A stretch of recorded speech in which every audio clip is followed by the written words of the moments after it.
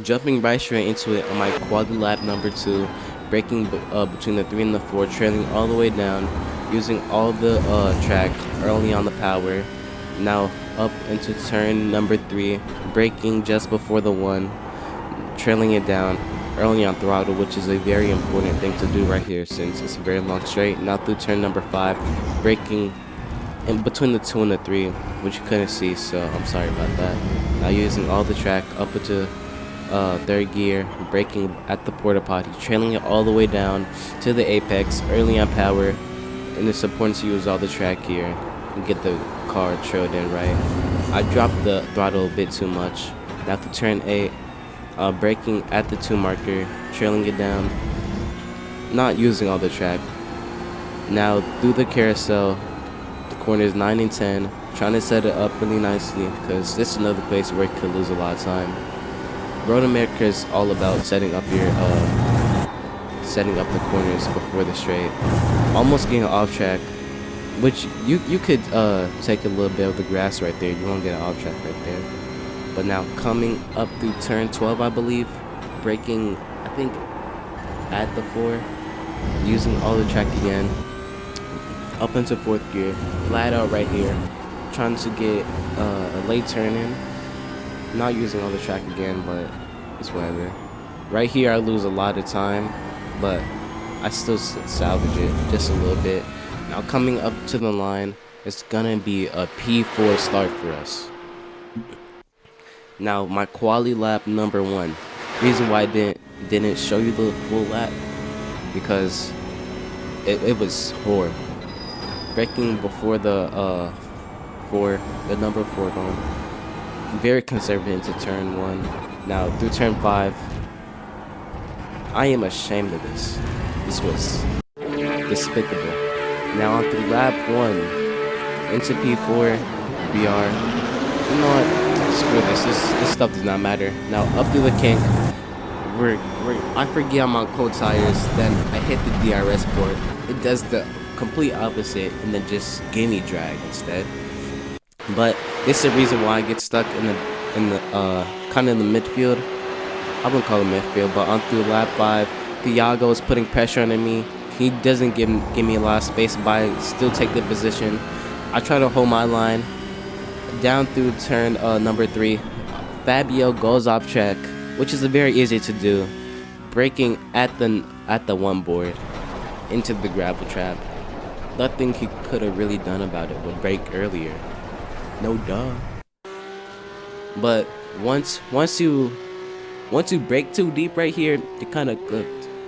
Especially if you don't know how to like kill the car speed very quickly, you're just kind of done for. Especially when the Porsche Cup has no ABS. But Thiago puts himself down to P8, I believe, as Riley Clark gets a position. Now on board Robert, seeing the battle ahead with myself and Thiago, he kind of taps my wheel, a little bit wheel begging. I try to take it down the inside, and I do. And then Robert just slows down because Thiago is just hesitating. Now on to my right rear tire, beautiful onboard. I had to set this corner up very well, or I am under immense pressure. But I really felt no pressure this race, to be honest. I set it up well. Now coming up to turn number 12, Thiago sends it way too deep into the gravel trap, just like Fabio. Now one more look at this again. He takes the inside, he blocks up. I don't even think he would have, I think we would have crashed either way if he made it, because he was way too deep on the inside. But I was expecting him to miss the corner, because once you break past number 3 board or so, you're not making that corner at all. But he's with Fabio, the two gravel trap takers. We're into P2 on lap 7. We're under pressure by Robert. Robert's getting the slipstream.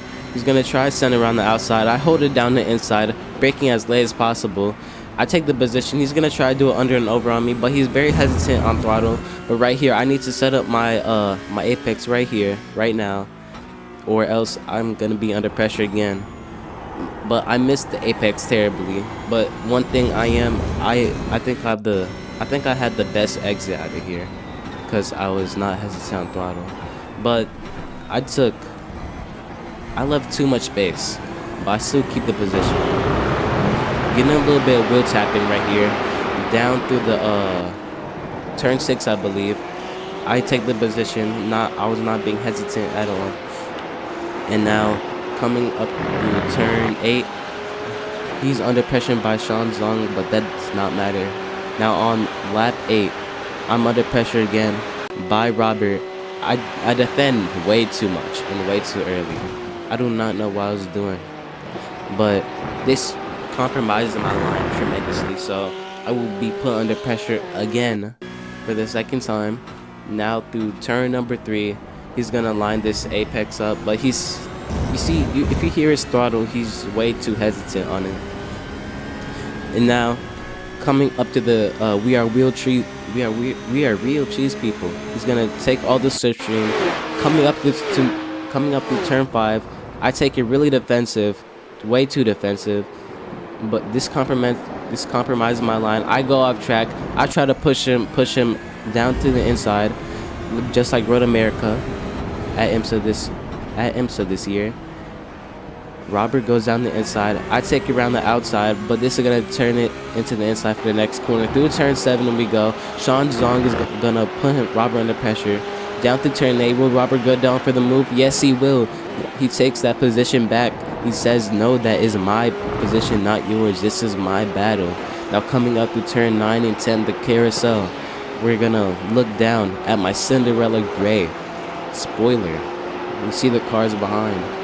0.8 gap. Now 0.3 gap coming up on lap number 9. I'm under pressure by Robert again. The gap is 2 tenths right now. I have to hold my line, making sure he does not try to move down the inside. He's gonna try standing around the outside, but it does not work because he's not go for it at all. Because he knows that he could get a good exit right here, so he could get another overtaking opportunity. I have to go defensive right here, compromising my line again. But I'm not hesitant on throttle, but still does not make up for the compromise. The gap is 1/10 right now. I'm looking at my legs. I'm looking at the roof. I'm annoyed. He's sniffing my butt right now. I have nothing to do besides hold my line. On board with Sean Zong. You see, I defend way too much, because I don't know if he takes a off track. Coming up to turn 5, you could take a little bit off track on the entry, so I left way too much space. So I don't know if he took the off track or not, if that makes sense. I'm just yapping.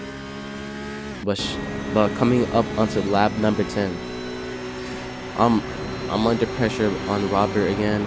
He's gonna try standing around the outside, but he is not gonna take the move. I'm just yapping. But now on board Robert, Sean Zong is getting very close right now. He's gonna move away from him. No, he did not get loose on exit. I just moved my mouse, well, the camera. Now coming up to turn 5 again, I'm under pressure by Robert. I'm hanging down on the inside, giving him less room than before. Now I'm not very alongside with him, but I push him down to the off track. Did this intentionally because it's a legal move. You're allowed to do this in racing. But now coming up to turn 6, I missed the apex horribly, but still using all the track. The gap is going up to 3 tenths, 4 tenths, 5 tenths, 6 tenths, 7 tenths. Braking just before the 2. Trying to set up this right here because there's another overtaking opportunity coming up through after turn 10. Through the kink, someone says something. Robert takes the DRS board. It just gives him drag. No reduction found. Sean Zong is putting him under pressure. He's going to try to send this move right here. Robert has to brake early to try to get the over and under. And now Sean Zong compromises his line. Sean Zong pushes him to the grass. He does, but Robert takes the move. He goes down to 3rd gear, which compromises his speed again. But now coming up to the last corner, he holds that position. Now looking up into his mirrors, he has a fine gap, but but Sean Zhang is still catching. Now coming up to the last corner on lap 11, he catches back up to me. I get a bad exit. The gap is gonna tremendously come down. You see I'm swerving to break off that slipstream. No, coming up onto the final lap, lap number 12, after a long race of defending. We're going side by side through turn number 1. I have to nail this right here, right now. Early on power, pushing over to the I don't even know. I just messed the whole thing up, but whatever. But now coming up through turn number 3, I do not nail this at all. The gap is too tense right now, and this is one of his last opportunities to overtake me. But I'm gonna really defend this right here because I want my P number 2. He overslows, and now he's gonna try to send it down through turn number 6, but he really doesn't. I closed the gap off very early. Now coming up through turn 7, he goes a bit wide, compromising his speed, probably losing about 1/10 right there. Now coming up to one of the last parts he could overtake me, the carousel. So he really has to nail this right here, or else he will not get the position. But he overslows. The windshield wipers go on, which is a sign of bad luck, and then he spins. It's just anytime that windshield wiper comes on during the race, you're just kind of over. It's like a sign of bad luck. But right here, he goes on throttle way too much, which is very easy to do because I was spinning there a lot when I was practicing this track. But now through the final corner, the gap is 2.5 seconds between Sean Zhang and I. Through the coming up to the straight, we're gonna take it in P2, baby, after a long race of defending. Now looking at Robert gets P8. Look what happens here. He slows down, he gets hit in the butt, then gives Fabriosho a kiss to end off his race. Now we're gaining 94 I rating and 0.2 for a safety rating. Bye.